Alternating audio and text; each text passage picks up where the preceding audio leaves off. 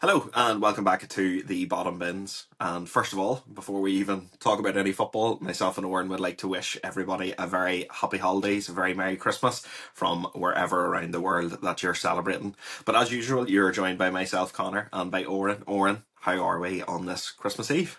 Yeah, very, very good. No, not feeling very festive, to be honest. It doesn't feel like Christmas, but hopefully later on, bit of family time and a few jars in Red Neds will make a bit of a difference there. Big time, big time. You know what to say, lad. Christmas time for family, time for skull and pints till you can't remember Christmas. But anyway, Oren, I'll let you introduce the topics to everybody today, and then we will crack straight into the analysis. Perfect. Yeah. So, much the same as the last couple of episodes, we're going with three topics.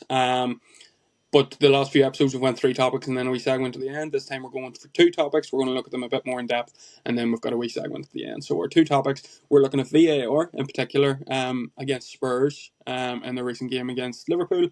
We're looking at Wolves. Are they potentially the worst team in Premier League history, or could they be the worst team in Premier League history? And then we've had a bit of a fun segment. We asked ChatGPT to AI our football careers. So we gave them a little bit of knowledge about our illustrious football career, playing Lonsdale League and youth football at Armagh City.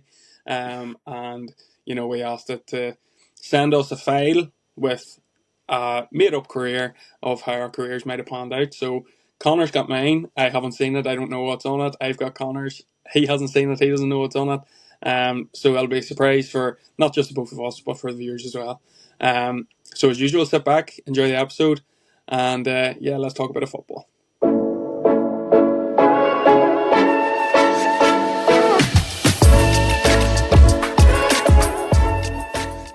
So, topic number one then, Oren, we are cutting to the VAR. Particularly VAR incidents that occurred during last weekend's game between Spurs and Liverpool. Look, I think I don't think anything that we haven't said from we have started this podcast is particularly going to change here. It's still inconsistent. It To me, it feels it gets more decisions wrong than it gets right, and it's a blight on the game. That might be a strong statement. I'm not sure, but I think, especially in recent weeks, when you look at incidents that have occurred and the length of time it has taken to get through these VAR checks, it's ruining the game. Same with goals. A goal goes in now. As a fan, you don't celebrate till the VAR check's done because you don't know whether the goal is going to count or not.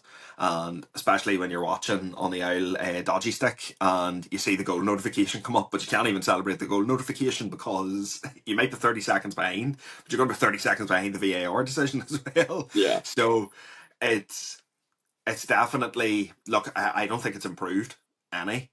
I don't think some of the clear cut rulings that VAR has sorted out have improved any either, and I still think it is a problem in the game today. Yeah, no, I'd be inclined to agree with you for the majority of that. It's when it came in all those years ago, everybody was thinking, this is the best for the game. It's only going to benefit everybody.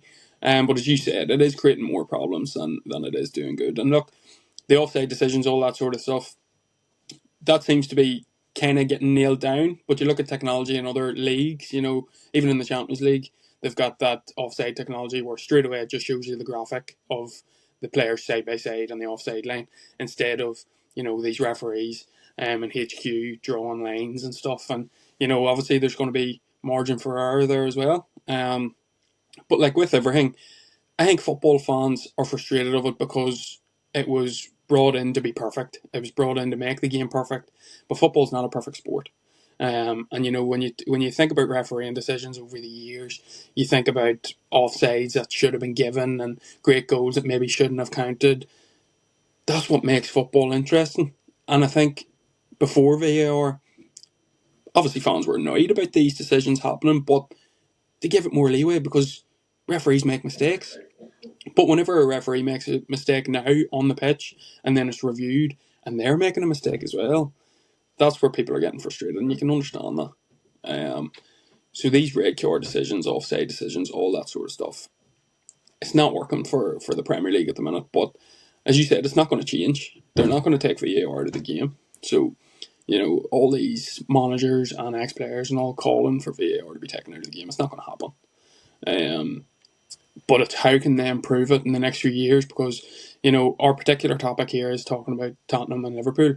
And, I would say the biggest part, the biggest decision in the match was Ekitike's goal. And look, great header, but in my opinion, he doesn't get the leverage for that header if he doesn't climb onto Romero's shoulders. Romero then goes and gets himself a yellow card by protesting to the referee. It's reviewed by VAR. They deem it as acceptable, but that doesn't give the defender any advantage whatsoever. And it ultimately leads to being the winning goal.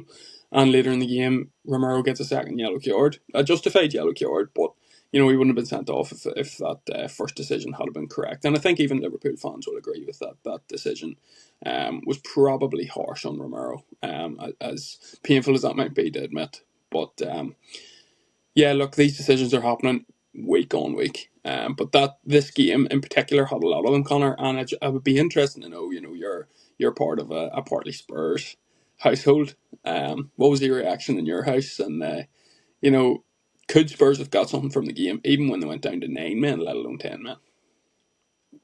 I mean, well, first and foremost, both teams were awful on the day. I thought performance levels across the pitch were absolutely brutal. Just talking about the Akatike one though, like the biggest problem I have with it is you have idiots like Gary Neville on co-commentary saying that it's great centre forward play and that he doesn't push him. He uses Romero's momentum to push off and get up for the header.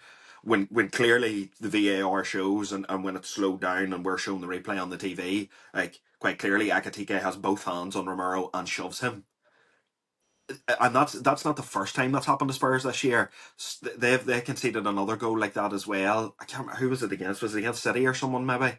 No, it wasn't against City. I can't remember who it was, but I remember clearly like the forward jumping with either Romero or Van de Ven, and like the arm literally being up in the back of his neck, and that goal counted. So like this is twice this has happened to Spurs now. So I understand my my dad, my brother's frustration, but it's the wider context of these decisions and the implication of these decisions has as well. Like Thomas Frank is a manager that is going through a particularly tough time at the minute.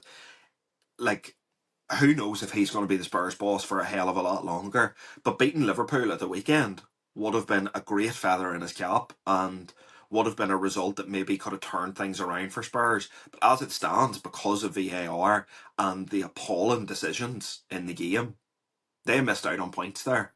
Did they deserve to win the game? I don't know. Did they deserve to at least get a point out of the game? I do think so. I do think so. And even when they went down to 9 men, I still thought that they stood some sort of a chance of getting something out of the game. Um, but it's a real shame for them.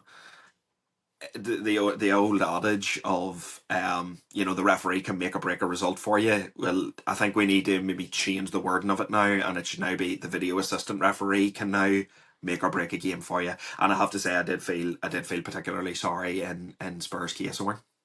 Yeah, I understand that, but I suppose we'll have to look at the other side of the coin as well. Spurs didn't really help themselves in that situation. Xavi Simons obviously got himself a red card, and that was a proper use of VAR.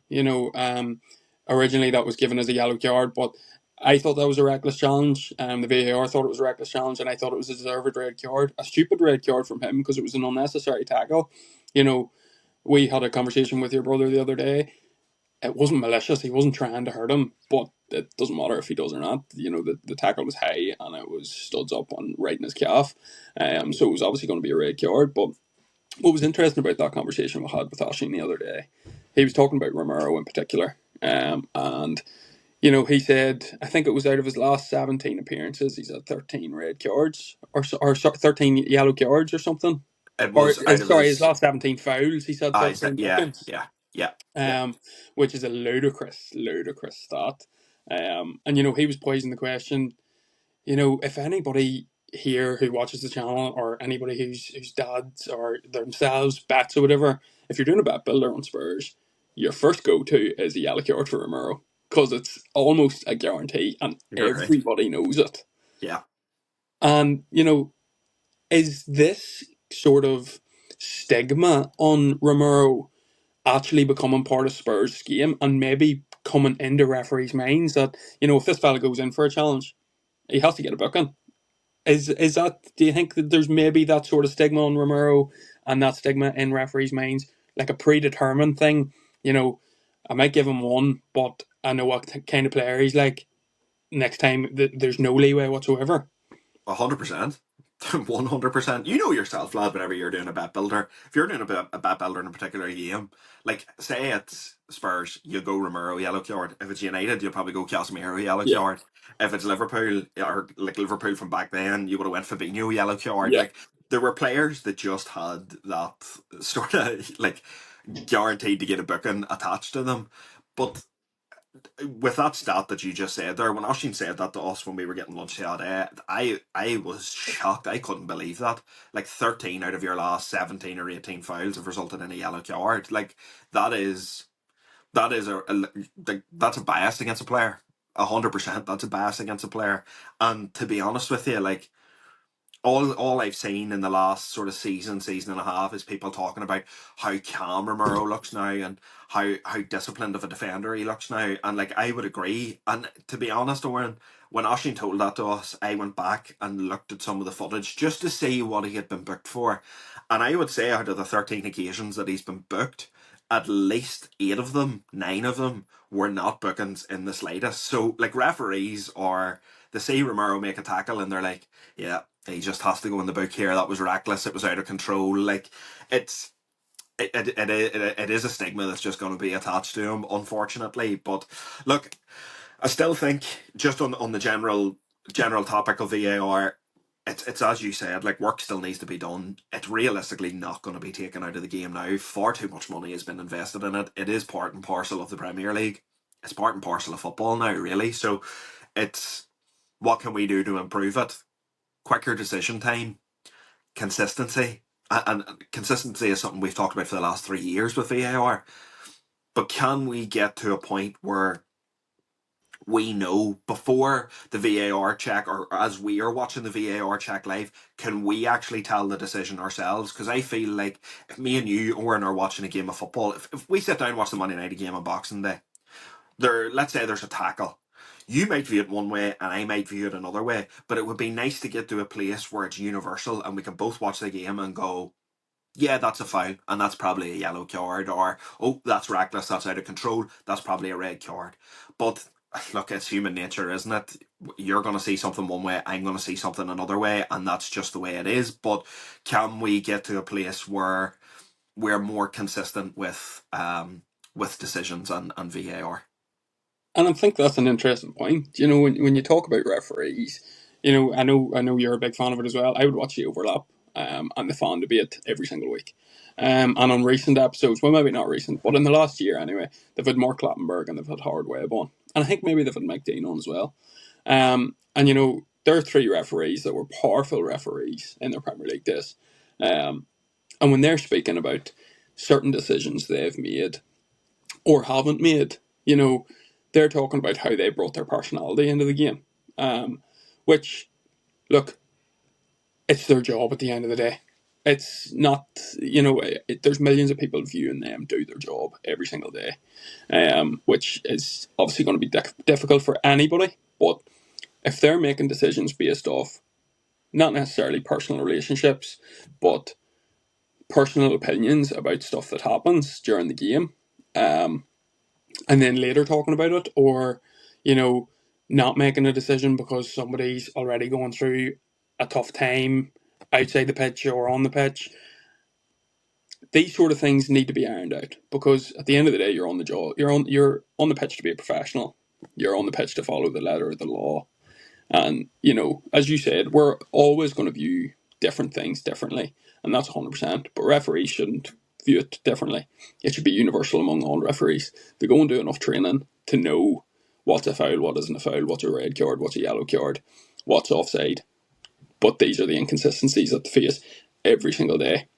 You watch Champions League games, there doesn't seem to be as many inconsistencies, But Premier League, the higher standard of football, the biggest league in the world, every single week there's VAR controversy. Not just in one game a week, in every single game a week. And, something has to change there, in my opinion. Agreed, agreed. Some of the decisions that you see get made, you can understand it if it's Sunday League and if it's, your local football team. You can't understand it when it is the top level of football and there are millions and billions of pounds involved in the Premier League and there is so much at stake and so much on the line, and to be in a place in 2025 where we are saying that VAR is a hindrance on the game when it was brought in to be a help is a really it's a worrying statement. And like as I've already said 2 or 3 times now, like this is something we've been talking about from the bottom bench started. Like we started in November 2022 and we haven't quit talking about VAR since November 2022. So it's not as if the situation has improved any. I don't think there's many Premier League fans out there, fans of Premier League clubs, that would, if you walked around and just asked them, what do you think of VAR? Is there any of them that are going to give a good opinion of it? I'm not so sure, and I don't think they will. But look, it's something that needs to be improved. As football fans, we'd like to see it improved. Whether that's actually going to happen or not, that's probably a debate for another day. But just to wrap it up, Oran, just to get one more opinion off you, if there was one thing VAR could do better and you would like to see get changed, like say it gets changed first thing in the morning, what would you like to see changed with it? It's a difficult one when you put me on the spot, but I would say whenever there's a penalty decision. So I'm thinking about one incident in particular from last weekend, and it was Everton and Arsenal. And Jake O'Brien went up, and he may as well have been playing basketball because he caught it with 2 hands, near enough. I think, this whole crack of, the VAR is asking the referee to go and have a look at it. If the Yeah, VAR is going to ask you to have a look at it, they've already made the decision. The yeah, VAR should make that decision and say, no, it's a penalty. Award it straight away. Because yeah, this is where this time wasting's coming in, and then you're getting 5, 6, 7, 8 minutes of added time. Or in some cases, you're getting 3 minutes of added time, but it might have taken 7 or 8 minutes for that decision to be made, which is yeah. a True, joke. true. So I would say an instance like that there where it's so clear and obvious, where the viewers need one look at it at home, but the VAR apparently need 20 looks, and then they need the referee to go and verify it. I think that should be taken out of the game. The VAR, if they're watching it, make the decision and stand by the decision. Yeah. No, agreed, lad. That's actually something I hadn't even considered there for a second. It's been that long from I've seen the ref actually go to the screen. Obviously, yes, that game last week it happened, but I didn't see that game. Like it's been that long in like say a United game or whatever. I've actually Mm. seen the referee go to the screen. I forgot that was even a thing. But you're absolutely right. That is ridiculous because the Yeah. decision. It's like you said. Once the ref goes to the screen, that's They've it. already made the decision. And all the commentary Exactly. already says it as well. The commentary's like, if he's going to the screen, it's going to be a penalty here. Well, sure, you already know it was going to be a penalty. The viewers can say it's going to be a penalty. Yeah. Just make a decision and save all that faff, in my opinion. But yeah, that'll do about the VAR talk for now. I'm sure we'll get talking about it again towards the end of the season. We're going to quickly talk about Wolves. Wolves are sitting dead last in the Premier League. They have 2 points on the board. 2 draws, one against Spurs that we were just mentioning as well. Look, it's another topic that we were talking about the other day. Wolves don't have a bad team. Wolves have very decent players in good positions. Players that are looked at by the top clubs every year. But in the last 3 years, Wolves have kind of been in a relegation fight, and this year they look dead certain to go down. The new manager's come in, Rob Edwards. He's changed absolutely nothing within the club. Not to say that he hasn't done anything in the club, he might have done, but in terms of results, nothing has changed whatsoever. Not one win on the board at Christmas is incredible. But not to say that they haven't been unlucky in spells as well.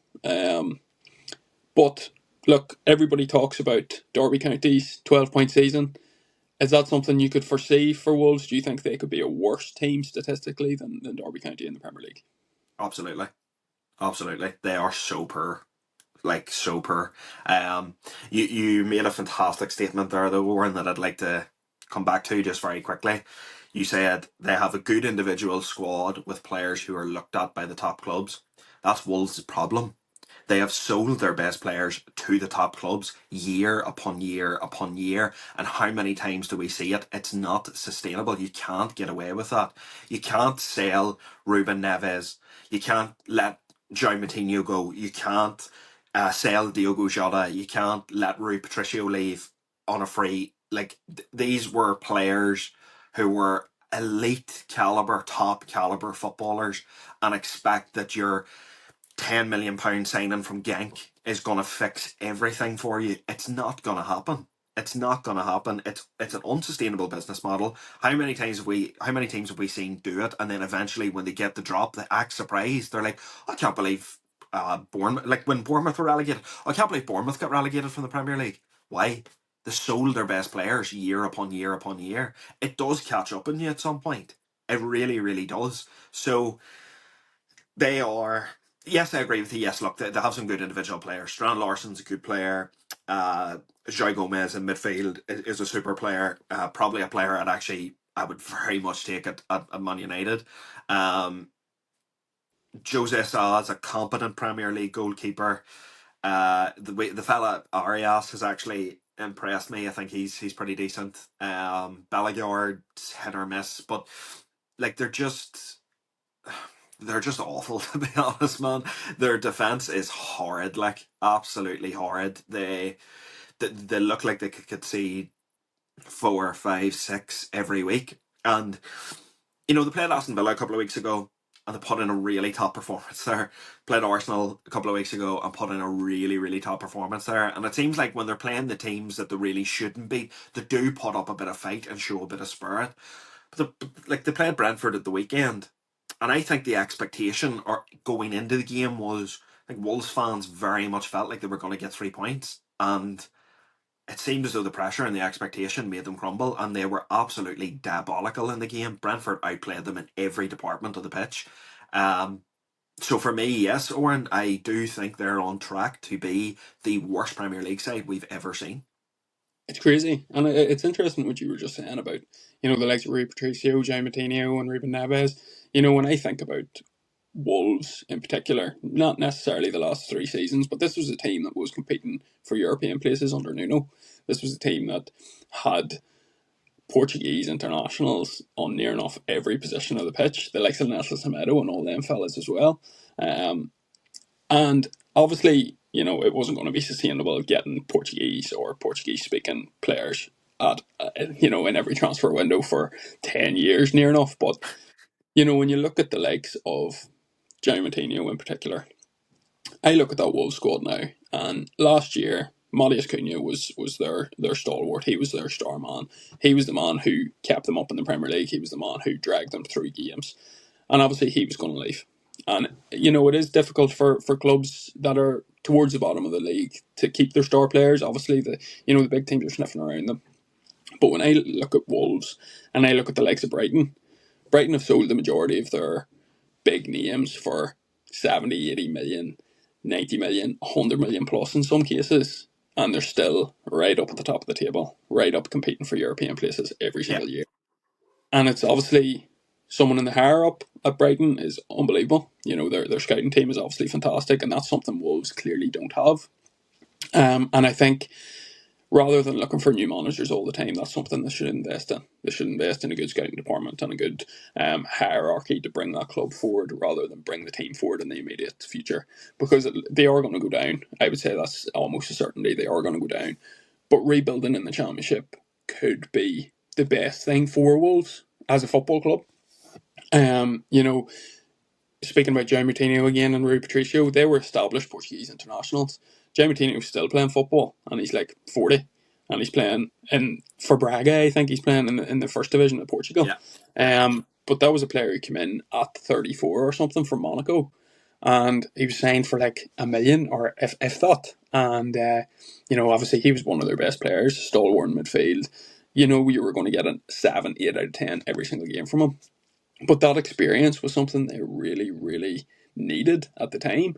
yeah. And I look at the Wolves squad now, and we're talking about the likes of João Gomez, we're talking about the likes of Andre, who are their two linchpins in midfield, but they're young midfielders. And not to say that youth can't provide, but you need somebody to learn off. You need experience within your squad for them difficult moments because they've been there and done that. And Wolves just don't have that at the minute. So maybe if they are targeting transfers in January to potentially get this relegation fight and, to somehow miraculously stay up, they should be looking for them experienced international players or players that were international players and have the experience in the Premier League. You were talking about Strand Larson there. They're talking about 50, 60 million for him in the summer, and I don't know where that comes from. I don't rate him as a footballer. I think he's okay, but I don't think he's a 50, 60 million pound footballer. When I look at the other 50, 60 million pound players that have won, like that's a player who would go for the same price, well, 2 million less than Matheus Cunha. That doesn't make sense to me. But I think if that sort of money comes in, or if even 40 million comes in for him in January, they should sell and they should go and buy experience to try and keep them in the Premier League. And then the rest of that money they can invest when they go down to the Championship if that happens. But yeah, I totally agree with you. There is a real plausible chance that Wolves could finish on less than 12 points that Derby County did. Yeah, look, unless I take no pleasure in saying that you don't wish that sort of thing on any particular set of football fans. It must be a horrible situation to be in. But look, I don't think there's much more I can personally say on Wolves that I haven't already said. And even in our Mason Mount episode, I feel like we touched the bases there with Wolves as well. But I think we'll move on to our fun section here. And AI has predicted our football careers. And right from we were young kids at Armagh City, all the way to, I assume, our retirement. So, Oran, I'll start with you. I will just get the file up here. So you, from the ages of 11 to 17, you were a late starter, but you built a strong foundation, Owen. You started off at Armagh City in the youth setup. You developed quickly due to your strong football IQ. Coaches actually noted your reading of danger and composure under pressure. You settled permanently at left back, featuring in a range of Armagh City youth squads, and you very quickly took the number 73. Now, I know Love Armagh that. City, Oran, and I don't think there have been many number 73s flying about, to be honest with Favorite you. number? Um, your overall of your youth career, Oran, you are listed as not flashy, rarely beaten, and always in the right place. So I'll pretty, take that. pretty, pretty solid fullback there. Yeah, I'll take that. So at age 18, look, you didn't quite make it into Armagh City's first team, so you went to go and play Lonsdale League football, and you signed for Orchard Athletic in Armagh. I don't even think Orchard Athletic's still a team anymore.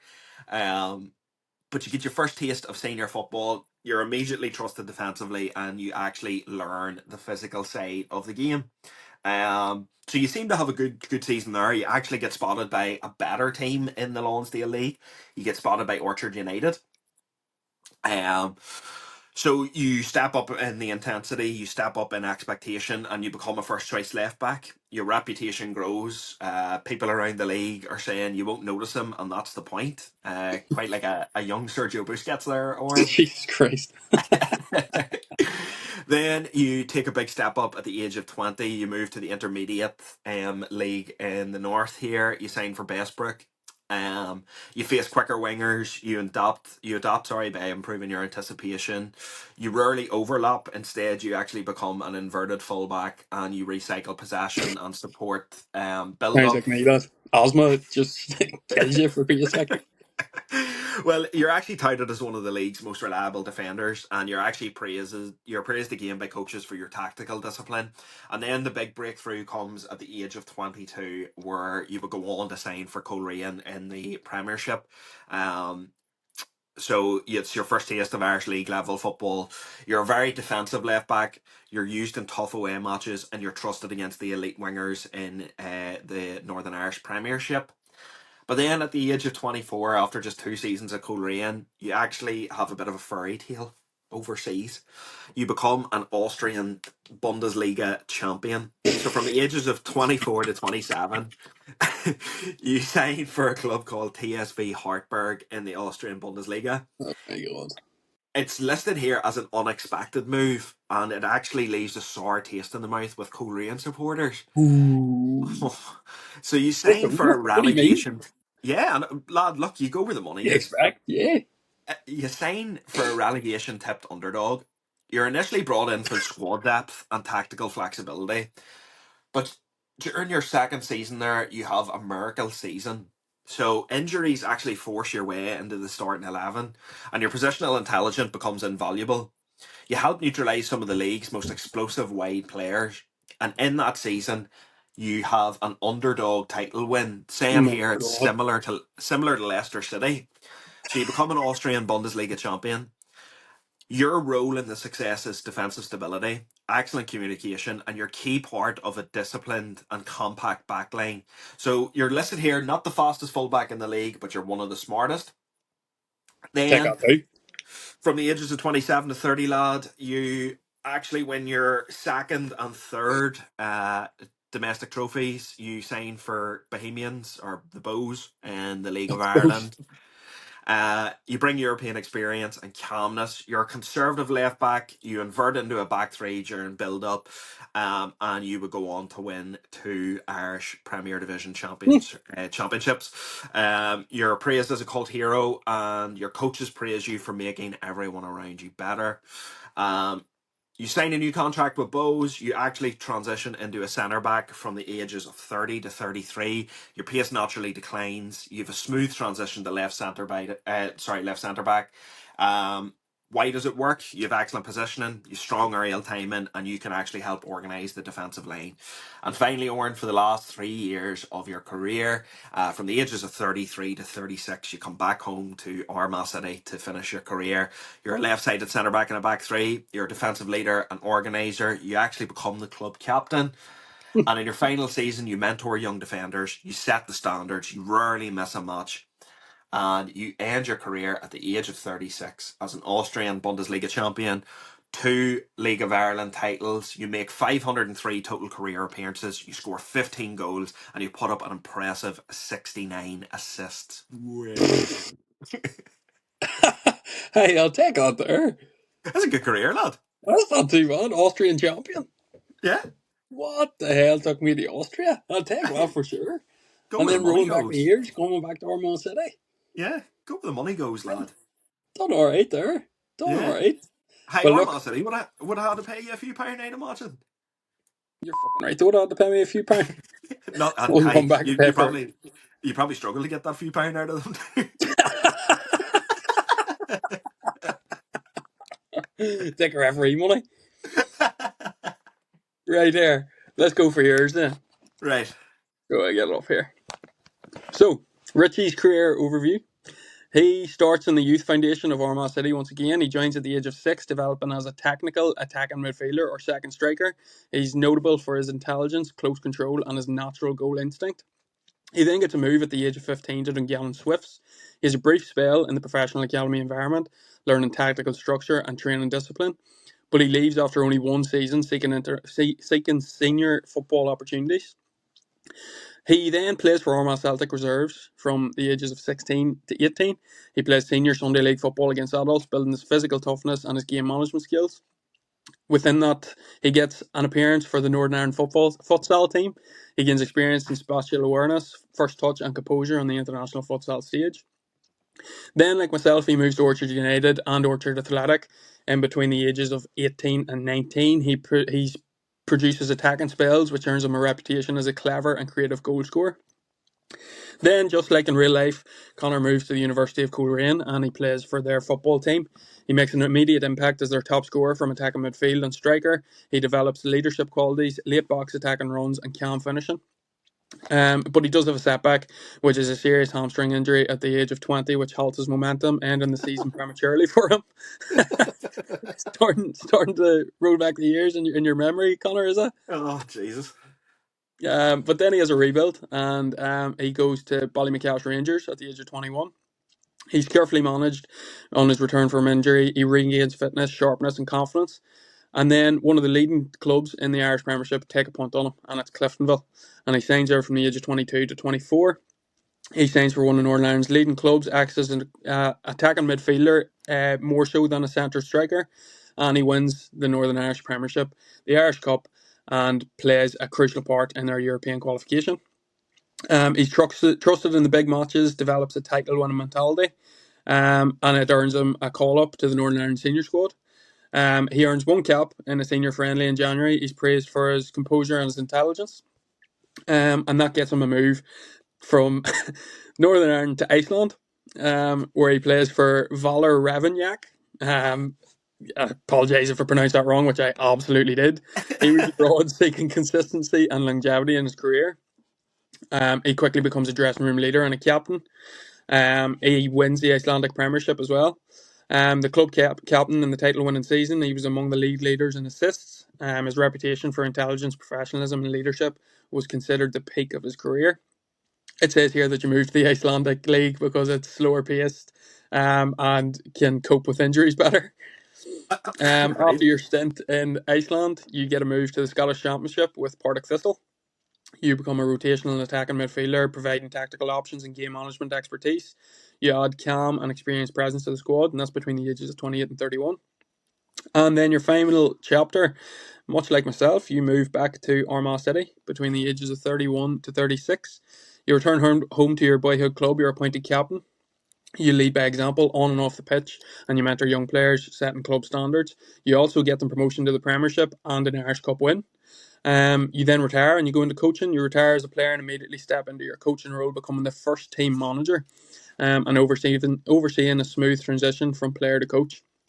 So in your illustrious career there, Connor, you were a Premiership champion in the Northern Ireland League. You were a Premiership champion in the Icelandic League.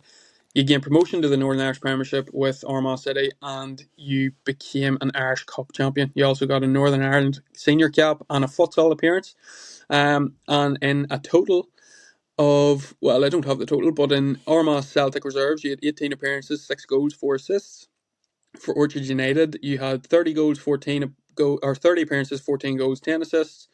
For University of Ulster, you had 48 appearances, 27 goals, and 15 assists. Ballymacash Rangers, 25 appearances, 10 goals, and 8 assists. For Cliftonville, you had 60 appearances in total, 15 goals, and 18 assists.